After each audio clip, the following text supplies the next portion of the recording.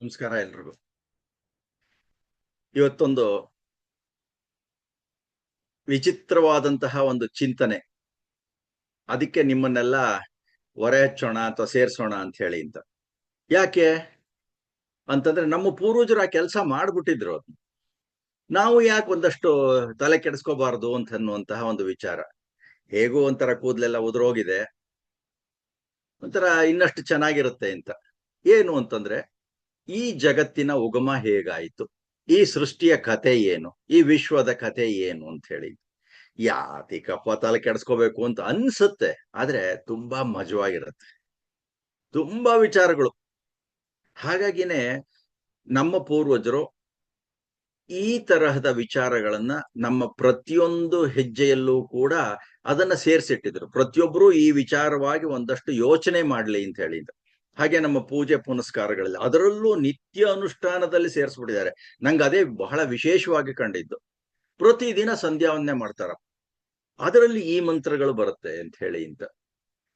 ಈ ಜಗತ್ತಿನ ಕಥೆ ಯಾಕೆ ಹೀಗಿದೆ, ಈ ಜಗತ್ತಿನ ಉಗಮ ಹೇಗಾಯ್ತು, ಇಂತಹ ಪ್ರಶ್ನೆಗಳನ್ನ ಅನಾದಿ ಕಾಲದಿಂದ ಮನುಷ್ಯ ಕೇಳ್ಕೊಂಡು ಬರ್ತಾ ಇದ್ದಾನೆ.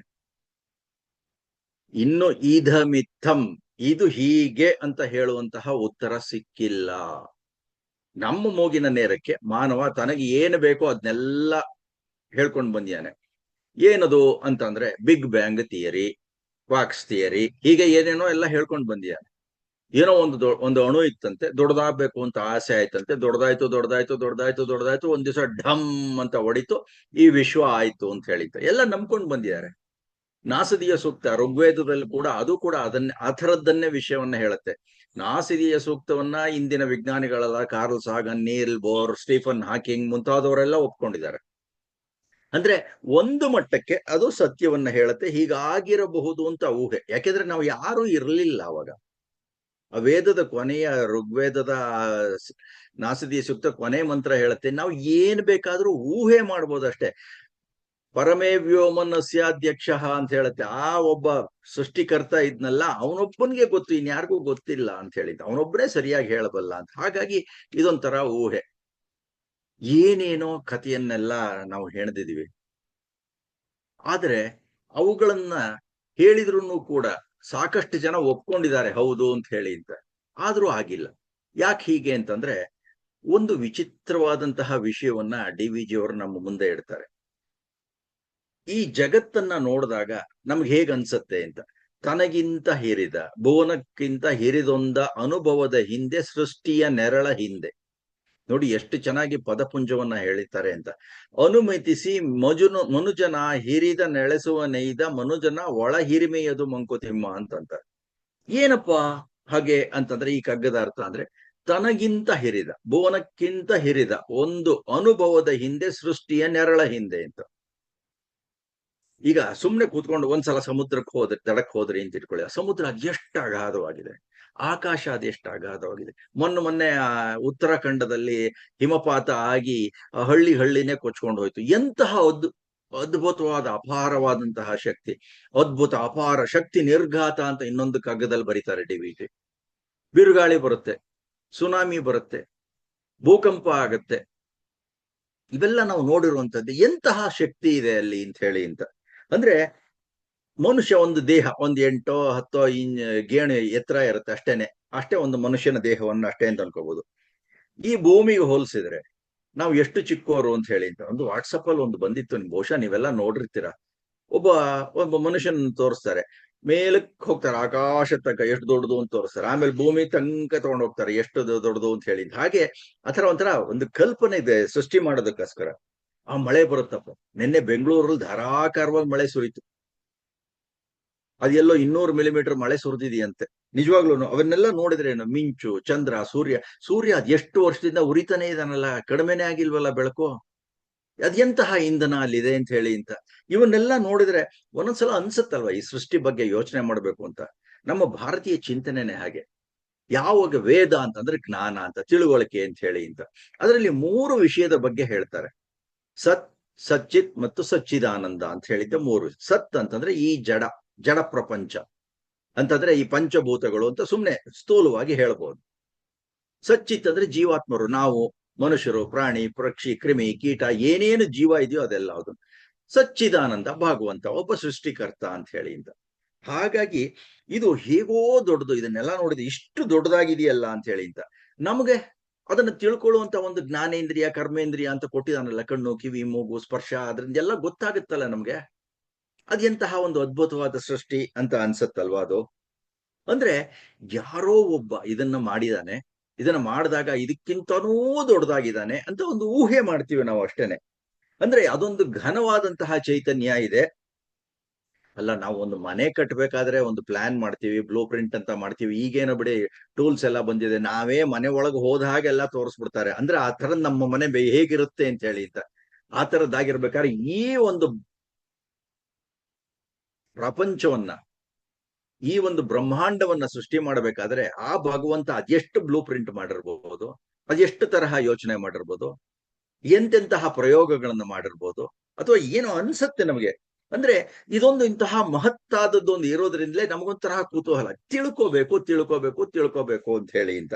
ಹಾಗಾಗಿ ಇಂತಹ ಒಂದು ಬ್ರಹ್ಮ ವಸ್ತು ಇದೆ, ಅದನ್ನ ತಿಳ್ಕೋಬೇಕು ಅಂತ ಅನ್ನುವಂತಹ ಬಯಕೆ. ಹಾಗಾಗಿನೇ ಡಿ ವಿ ಜಿ ಹೇಳ್ತಾರೆ, ತನಗಿಂತ ಹಿರಿದ ಭುವನಕ್ಕಿಂತ ಹಿರಿದ ಒಂದು ಅನುಮತಿಸಿ ಮನುಜನ ಹಿರಿದನ್ನ ಎಳೆಸುವನೆ, ಇದು ಮನುಜನ ಒಳ ಹಿರಿಮೆಯದು, ಒಳಗಿದೆ ಅದು ಅಂತ ಅನ್ಬಿಟ್ಟು ಅಂತ ಕೂತ್ಬಿಟ್ಟಿದೆ.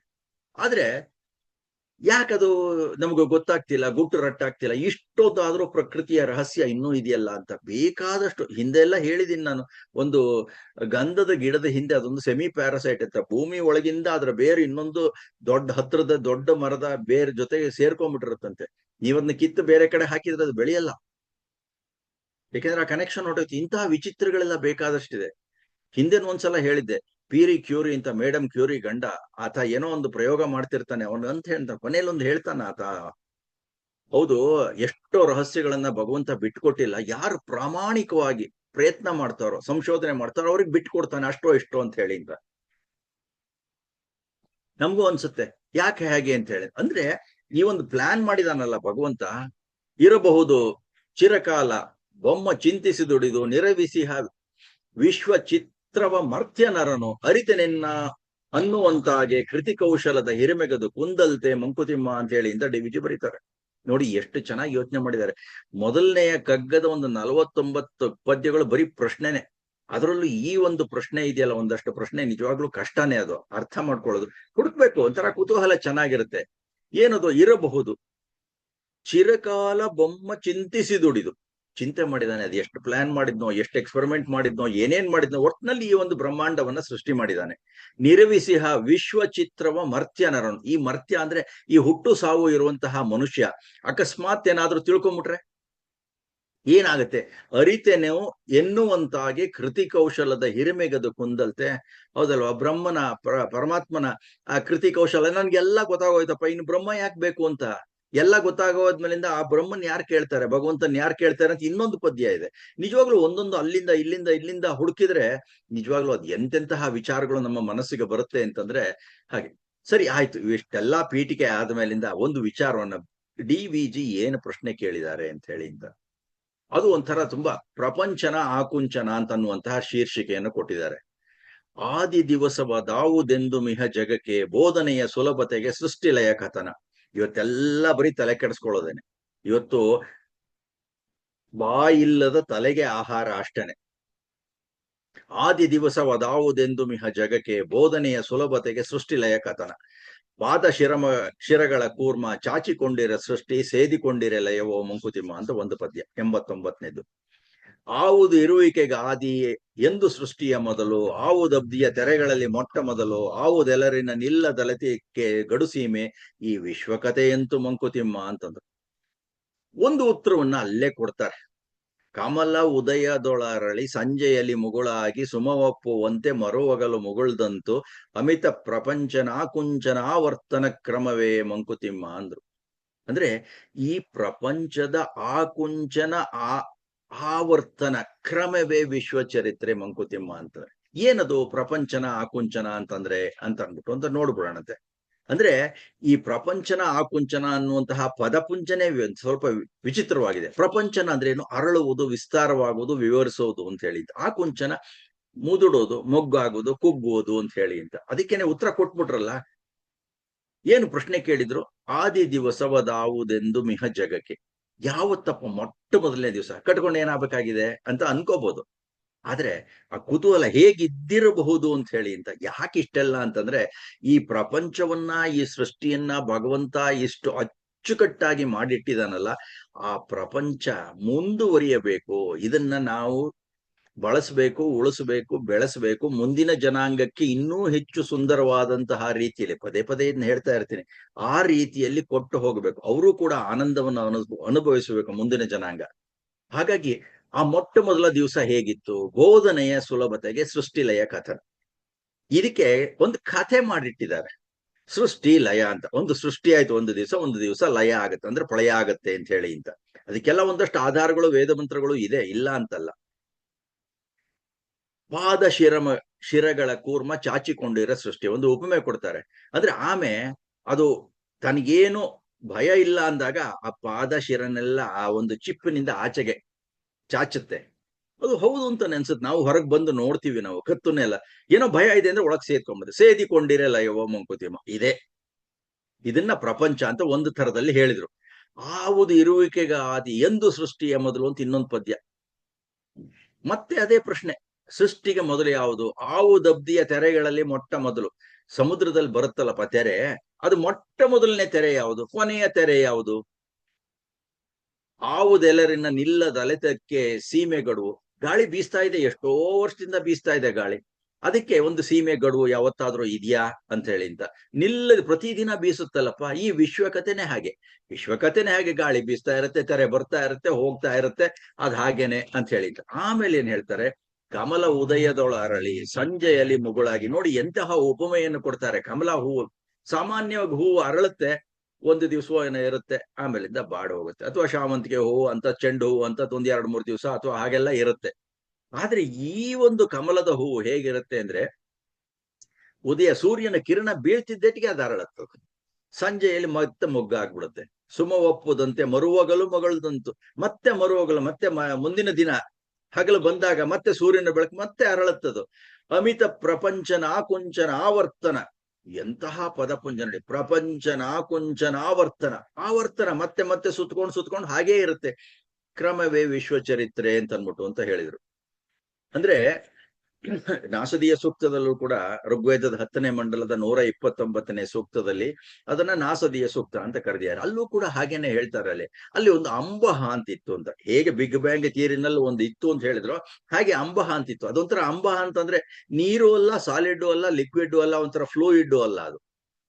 ಅದೊಂಥರ ಅದು ಯಾಕೆ ಅಂತಂದ್ರೆ, ಹಾಗೆ ಅಂತಂದ್ರೆ ಅದಕ್ಕೆ ಯಾವ ಶೇಪ್ ಕೊಟ್ರು, ಯಾವ ಆಕಾರ ಕೊಟ್ರು ಅದು ತಗೊಳುತ್ತೆ ಅಂತ ಅನ್ನುವಂತಹ ಒಂದು ಕಲ್ಪನೆ ಅಷ್ಟೇನೆ. ಅದು ಹೌದಲ್ವಾ ಅನ್ಸುತ್ತೆ. ಈಗ ಮಣ್ಣಿನ ಮುದ್ದೆ ಆದ್ರೆ ಗಣಪತಿ ಬೇಕಾದ್ರೂ ಮಾಡ್ಬೋದು, ಗೌರಿ ಬೇಕಾದ್ರೂ ಮಾಡ್ಬೋದು, ಏನ್ ಬೇಕಾದ್ರೂ ಮಾಡ್ಬೋದಲ್ವಾ ಅಂತ ಹೇಳಿದ್ದು ಆ ತರಹ.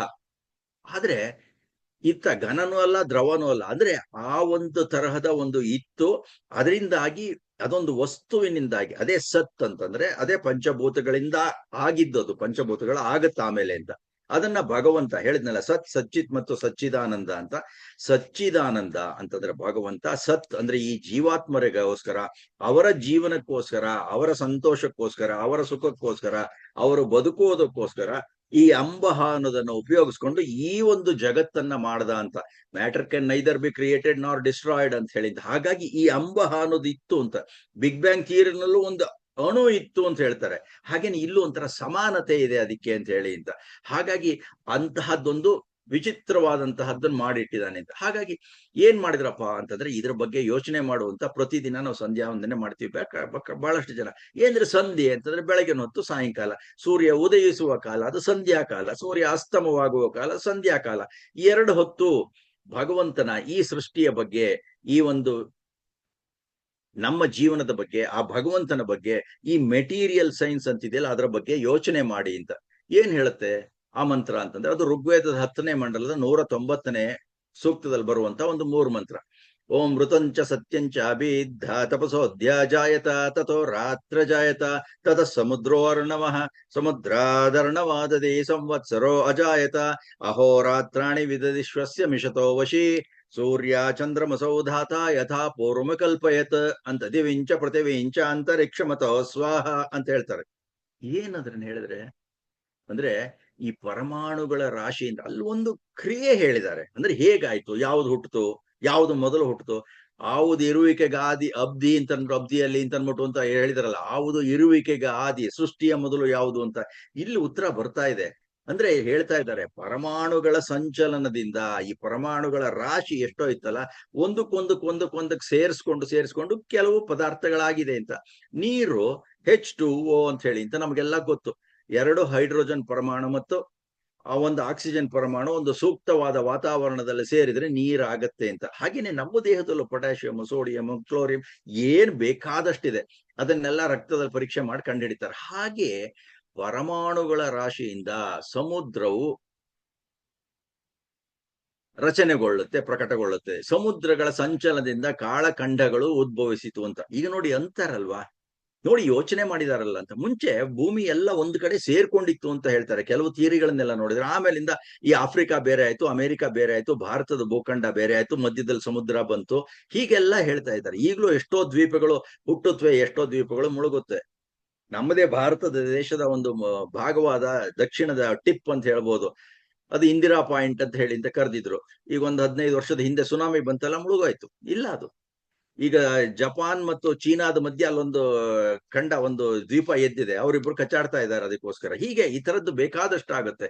ಹಾಗಾಗಿ ಇಲ್ಲೂ ಹೇಳಿದ್ರು, ನಂತರ ಈ ಕಾಳಖಂಡಗಳಾದ್ಮೇಲೆ ಹಗಲು ರಾತ್ರಿಗಳು ನಿಯಂತ್ರಣಕ್ಕೆ ಬಂದವು, ಎಲ್ಲವನ್ನು ಪರಮಾತ್ಮ ತನ್ನ ಅಧೀನದಲ್ಲಿ ಇಟ್ಟುಕೊಂಡ ಅಂತ ಹೇಳಿ ಅಂತ. ಅಂದ್ರೆ ಮತ್ತೆ ಪ್ರಳಯ ಆಗತ್ತೆ ಅಂತ ಅವ್ರು ಯೋಚನೆ ಮಾಡಿ ಹೇಳಿದ್ದಾರೆ. ಆಗಬೇಕು ಅಂತಲ್ಲ, ಇವೆಲ್ಲ ಬದಲಾವಣೆಯ ಒಂದು ರೀತಿ ನೀತಿಗಳು. ಹಾಗೇನೆ ಅಂದ್ರೆ ಮತ್ತೆ ಅದೇ ಸ್ಥಿತಿಗೆ ಬರುತ್ತೆ. ಅಂದ್ರೆ ಏನಾಗುತ್ತೆ, ಸೂರ್ಯ ಚಂದ್ರ ಮಸೌಧಾತ ಯಥಾಪೂರ್ವಮ ಕಲ್ಪಯತಿ. ಇವಾಗ ಹೇಗೆ ಸೂರ್ಯ ಚಂದ್ರರನ್ನ ನಾವು ನೋಡ್ತಾ ಇದೀವೋ, ಅಂತಹ ಸೂರ್ಯ ಚಂದ್ರರನ್ನ ಮತ್ತೆ ಭಗವಂತ ಸೃಷ್ಟಿ ಮಾಡ್ತಾನೆ. ಅಂದ್ರೆ ಅಲ್ಲಿಗೆ ಏನಾಯ್ತು, ಪ್ರಪಂಚನ ಆಕುಂಚನ DVG ಹೇಳ್ದಂಗೆ ವಿಸ್ತಾರವಾಗುವುದು, ಮತ್ತೆ ಕುಗ್ಗೋದು ಅಂತ ಆಗ್ಲೇಬೇಕಲ್ಲ ಅಂತ ಹೇಳಿ ಅಂತ.